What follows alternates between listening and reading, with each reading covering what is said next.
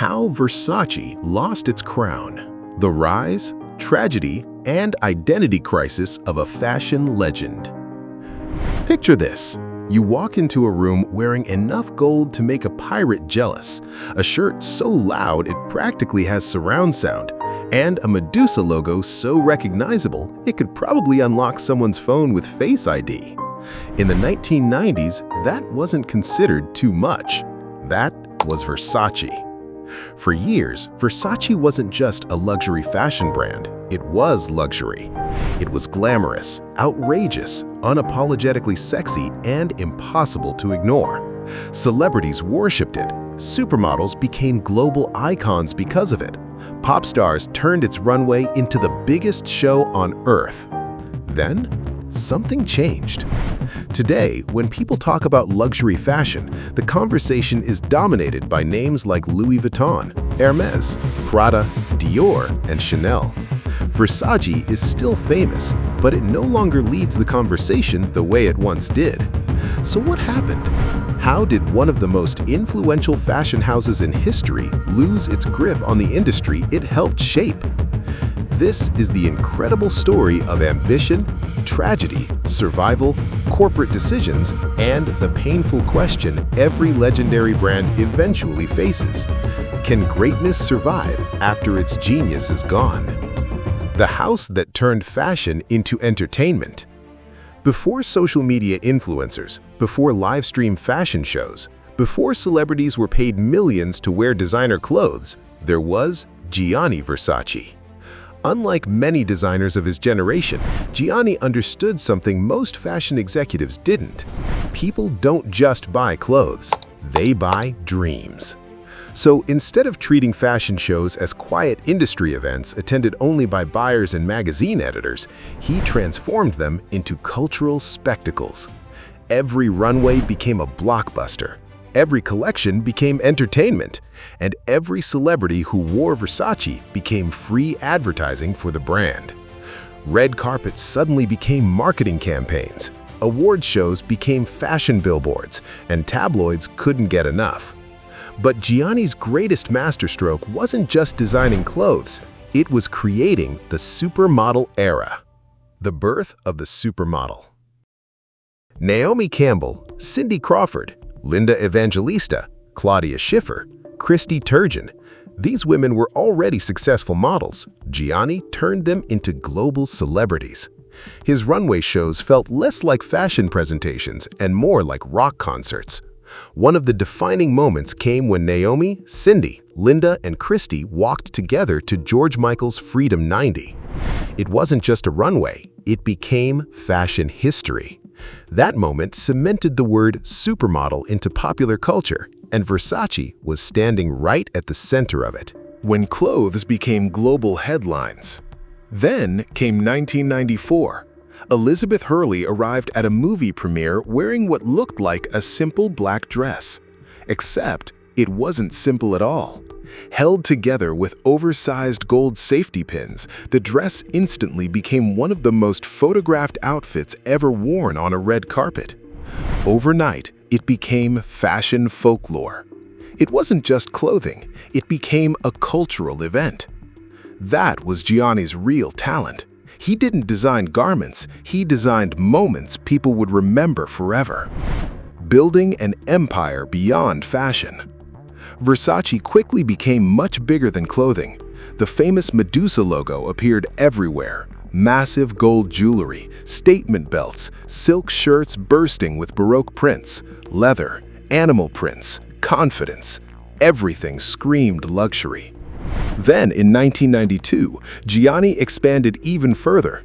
He launched Versace Home, bringing the same extravagant aesthetic into furniture, bedding, tableware, and interior design. His vision was simple. Why stop dressing people when you could design the world they lived in? Versace wasn't selling fashion anymore. It was selling an entire lifestyle. One built on glamour, confidence, excess, and unapologetic self-expression. For years, it worked brilliantly, until one devastating morning changed everything. July 15, 1997. Outside his lavish Miami mansion, Gianni Versace was shot and killed. The news spread across the globe within minutes. The man who had built one of fashion's greatest empires was gone.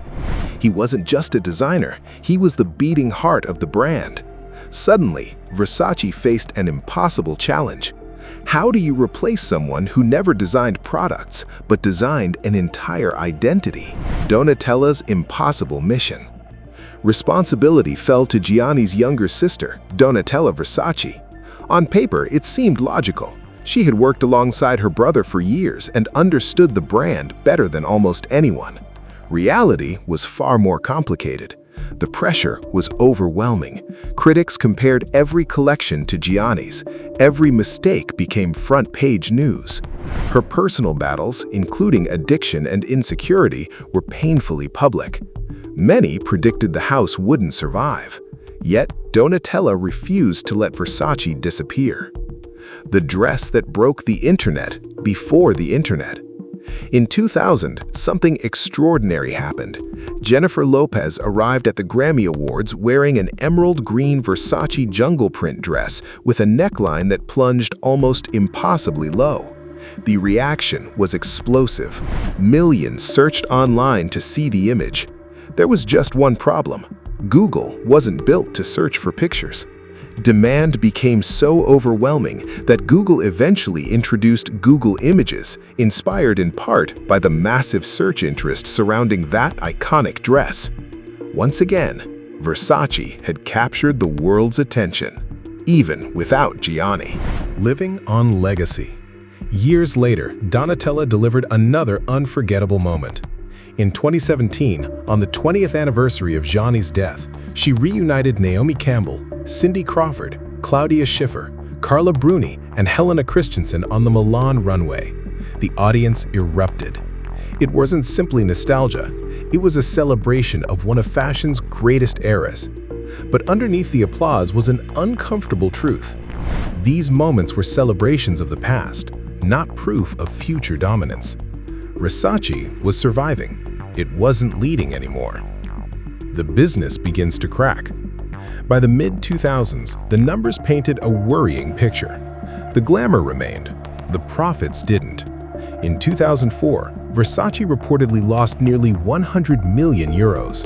The company needed money. More importantly, it needed direction. In 2014, private equity giant Blackstone purchased a 20% stake in the company, injecting much-needed investment while valuing Versace at around 1 billion euros. The cash helped modernize stores and expand internationally, but it also marked the beginning of something new. For the first time, Versace wasn't entirely under family control. The American gamble. Then came an even bigger surprise.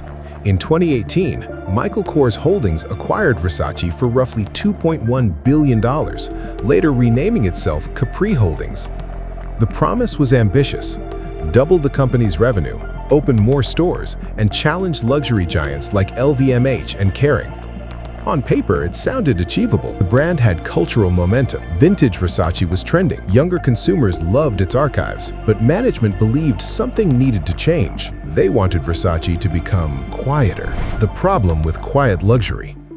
Unfortunately, that idea misunderstood the brand. Versace wasn't built on understatement. It wasn't created for people who wanted to blend in. It existed for people who wanted every head in the room to turn. While the luxury industry shifted toward minimalist elegance, Versace attempted to follow. Collections became more restrained. Logos became less prominent.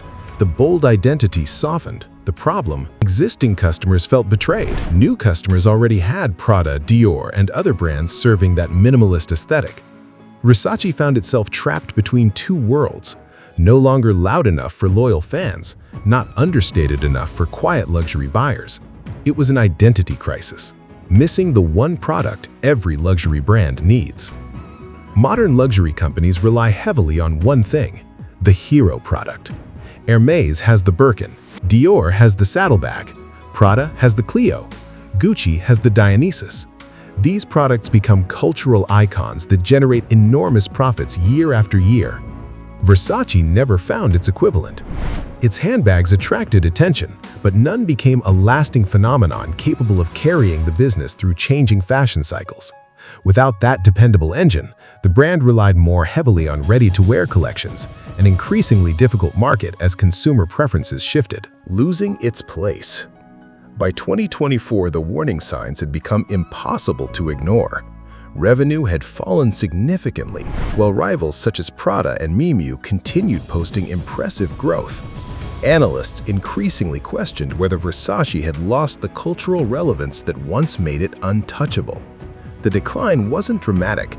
There was no spectacular collapse. Instead, it was something almost worse, a slow fade. The kind that's difficult to notice until one day you realize the spotlight has quietly moved somewhere else. A new chapter without a Versace. Then came perhaps the biggest symbolic change of all. Donatella stepped away from leading the brand creatively, ending nearly 3 decades at the helm. For the first time in its history, Versace's creative future rested in the hands of someone outside the founding family. Former Miu Miu design director Dario Vitale inherited one of fashion's most recognizable names. His challenge isn't simply creating beautiful collections, it's answering one impossible question. Can you reinvent Versace without removing everything that made it Versace? Because the Medusa logo still has power, the archives remain legendary, the history is unmatched, but nostalgia alone can't build the future.